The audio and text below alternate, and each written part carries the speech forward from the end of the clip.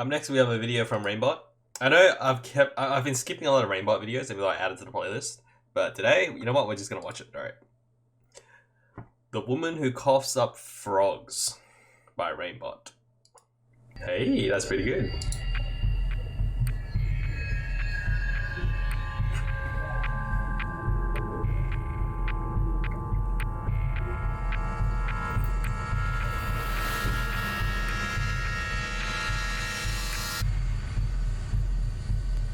How do you guys feel about insects?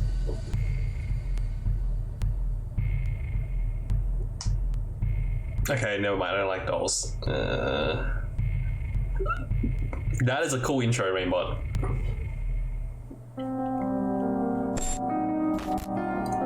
Butuan City, Philippines. A few months ago, a rather peculiar story emerged from Butuan City in the southern Philippines. There, a woman known only by her alias Emily claimed to have a very serious issue of the unorthodox variety.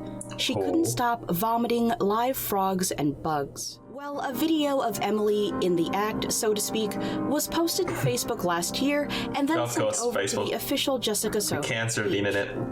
In the video, Emily can be seen seated, coughing and retching into a pink hand towel before pulling it away, only to reveal exactly what she claimed would be there. 2 genuine frogs, alive and still eager to break for freedom. Naturally, the show had to investigate. Once in Butuan City, the team has Emily explain her story. According to her, the entire ordeal began in August 2018 when she began to feel pain around her abdominal region. Do you think she swallowed like a handful of frog eggs or something? After some time, she and her husband decide to pay a visit to their local abulario, a type of folk healer. In the Philippines, most commonly in rural areas, these practitioners, despite not having any formal medical training, are a trusted source of healthcare by many locals in the absence of hospitals or clinics. Emily claimed that it's then when she started to regurgitate small frogs that seemed to manifest out of nowhere. It could be like a case of just eggs.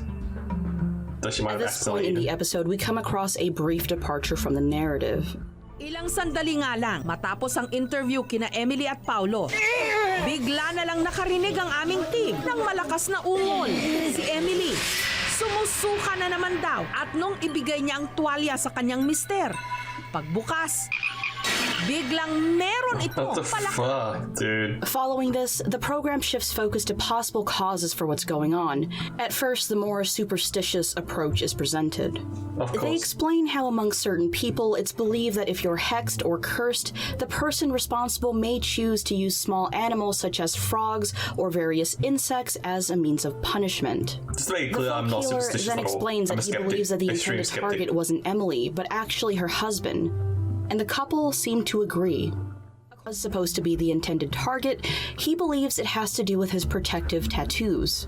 Whatever the case may be, the team behind Jessica Soho was skeptical and I can't get behind that, dude. I mean, believe what you will, but it's really hard for me to believe it. At one point, Emily was brought into a church, and this is what happened. Sa kalagitnaan ng panggagamot, sinapian daw ito. According to the investigator, he couldn't find anything he deemed out of the ordinary in the house or surrounding area, and he also How do you get a degree in paranormal investigation? He brings up a ton of good points that many seem to have missed while watching the clips of Emily vomiting. He notes how during Emily's episode, the frogs, Emily herself, and even the towel she pukes into remain dry. It should also be noted that when Emily was caught on camera in the act by the TV crew, they only arrived right as it was ending. Another thing to be pointed out is that during the final incident, the conditions remained the same. Emily still needed to puke into a towel, and everything still remained dry. So it's fake. So obviously the entire thing was made up, and while some may find that disappointing, I'm actually far more interested in the reasons why. Internet clout. The TV program ends with Emily going to a formal hospital where she receives an ultrasound to definitely prove to her that she doesn't have any small animals or insects living inside of her. Numerous professionals also explain how such a thing would be completely impossible, especially if it's believed that these creatures are surviving within the stomach. Send the couple to see a psychiatrist who came to the conclusion that what we were looking at was possibly some form of delusional disorder. Shared psychosis was proposed to be a possibility behind why he seemed to be playing along, and in case you've never heard of such a thing, the condition is exactly as it sounds. ending the segment talking about the importance of mental health, which is still widely a taboo topic amongst most of the country. Mental health taboo, right? Of course, stories of these nature aren't exclusive to Emily or even the Philippines for that matter. Think about that. It seems that throughout every culture and time period, you hear some variety of story or urban legend that mentions giving birth to or vomiting small animals, sometimes even objects. As far as straight-up hoaxes go, however, the most infamous case is probably that of 18th century English. Wait, doesn't David Blaine drink a whole lot of water to dilute his stomach acid before he pretends to rabbits, or rather managed to convince the medical community at the time that this was the case when it wasn't? This very much could be an entire video on its own, but to summarize, since the news of Mary's bizarre births had gone public, doctors quickly flocked to her to get a chance to possibly study a theory that existed at the time called maternal impression. This was basically the idea that things a mother thought, felt, experienced, etc. could actually transmit themselves, so to speak, to the developing baby within. A common example used would be the case of Joseph Merrick, also known as the Elephant Man. Of course, we now know that this is absolutely not true, but at some point the running theory was that while Joseph was still developing within his mother's uterus, she at some point must have startled an elephant or something along those lines, causing its memories to be imprinted on the unborn child, thus changing his appearance. Yes, they wanted to observe a birth for themselves, and they did. Mary gave birth to rabbits, or rather, rabbit parts, many times in front of doctors. What? Given that this is impossible, I know you're wondering, and yes, once the truth came out, it turns out that Mary had been inserting rabbit pieces manually and pretending to deliver them. A similar method actually played a large role in the world of normal by selling the believability of mediums in the 20th century. How? By making ectoplasm seem real. And you can already guess where I'm going with this, but it's a story for another time. Let me know if you want me to talk about it more or not in the comments below. Probably not the comments below because maybe YouTube will remove them.